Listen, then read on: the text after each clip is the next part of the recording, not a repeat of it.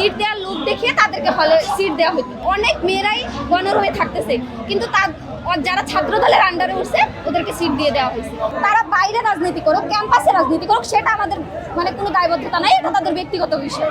কিন্তু তারা এটা মানতেছে না। তাদের যেই বিভিন্ন শোডাউন হয়, তাদের বিভিন্ন প্রোগ্রাম হয়, মেয়েদেরকে জোর করে সেই প্রোগ্রামে নিয়ে যাওয়া হতো।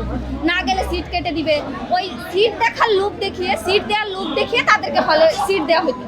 ইভেন এমনও হয়েছে যে এখনো যেটা হচ্ছে, অনেক মেয়েরাই গণরুমে থাকতেছে, কিন্তু যারা ছাত্র দলের আন্ডারে উঠছে ওদেরকে সিট দিয়ে দেওয়া হয়েছে। তাইলে এটা কি একটা সমস্যা না?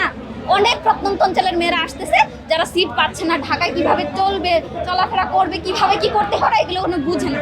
তাদেরকে সিট পাওয়ার লোক দেখিয়ে হলে তোলা হচ্ছে, তারপর তাদেরকে কমিটি দিয়ে দেওয়া হচ্ছে, তারা নাকি ছাত্র। তাইলে সেটা আমরা কি বলবো?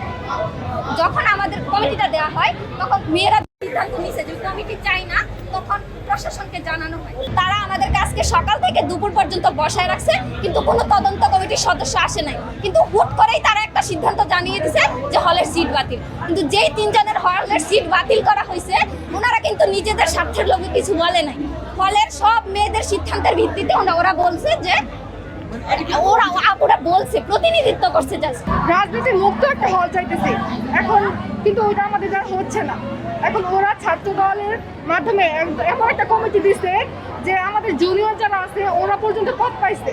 তো এখন পরবর্তীতে আমরা যখন সিনিয়ররা বের হয়ে যাব হল থেকে, যখন জুনিয়ররা সিনিয়র হবে, অবশ্যই ওরা একটা প্রভাব খাটাবে।